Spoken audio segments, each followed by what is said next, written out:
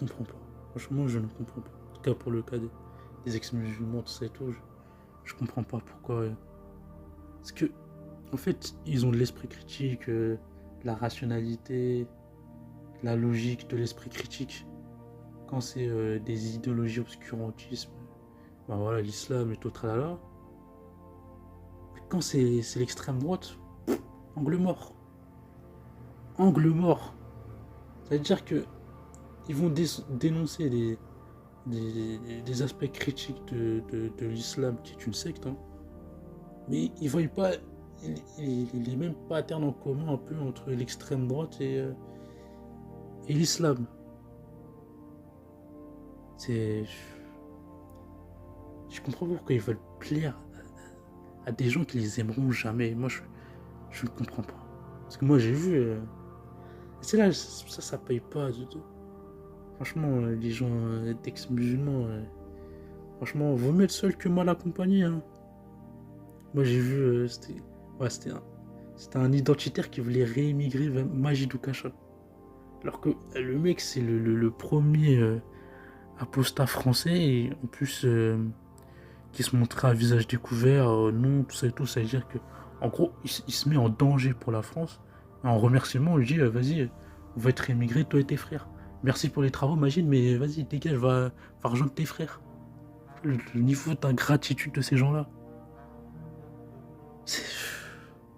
C'est ça le destin de tous les ex-musulmans là qui, pour moi, ils suent sa perte. Voilà. Ils suent sa perte. Ils suent sa perte. C'est ça la vérité. Ils suent sa perte. Ils suent sa perte des gens qui les aiment pas. Enfin, ils les utilisent parce que ça va dans leur intérêt. Ça va dans leur intérêt. Qu'ils les utilisent, voilà. Mais après, qu'ils n'auront plus besoin d'eux, ils vont les jeter. En tant qu'identitaire, toute personne a à se réenraciner dans son pays, y compris les juifs. D'accord. Même s'ils sont là depuis des siècles en France, hein, mais et qui sont français, moi, par exemple, qui qui suis né en France, du coup, je fais quoi alors? Enfin, selon le. Écoutez, vous m'êtes fort sympathique, mais dans une politique de remigration, je vous dirais de rentrer chez vous, ouais. Ah, d'accord. D'ailleurs, on peut continuer sur ce débat-là, puisqu'on est un petit peu sur le sujet.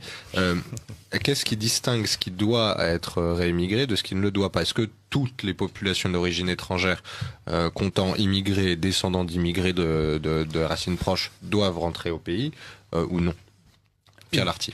Comme je vous disais tout à l'heure, la remigration, c'est une solution politique. C'est-à-dire qu'à la base, il doit y avoir un problème. Le problème aujourd'hui, c'est quoi?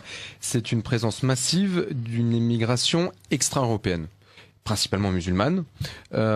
Et cette présence d'immigrés extra-européens engendre tout un tas de conséquences néfastes sur la vie sociale et culturelle, et je dirais même civilisationnelle des Européens. C'est aujourd'hui 2400 mosquées, c'est 2 nouvelles mosquées par semaine, c'est des repas de substitution, dans certaines piscines, des horaires pour les hommes et pour les femmes. C'est ça le fond du problème. Donc la remigration, c'est une solution politique d'abord pour les immigrés extra-européens qui vivent d'ailleurs leur culture extra-européenne. Je veux dire, vous vous promenez dans certains quartiers de Paris, vous avez plus du tout l'impression d'être à Paris. Je pense que vous connaissez Barbès, Porte de Clignancourt. Je suis d'accord, j'appelle Paris la Médina de Paris, donc je suis d'accord. Toutefois, rien que le mot immigré que vous employez, par exemple, toutefois le mot immigré que vous employez, en fait, je vois pas pourquoi je m'insérerais dedans dans l'absolu. Mes parents ont la nationalité française, je suis né en France, en province, je suis français, et dans l'absolu, je vais reprendre cette vieille phrase, être français ça s'hérite ou ça se mérite.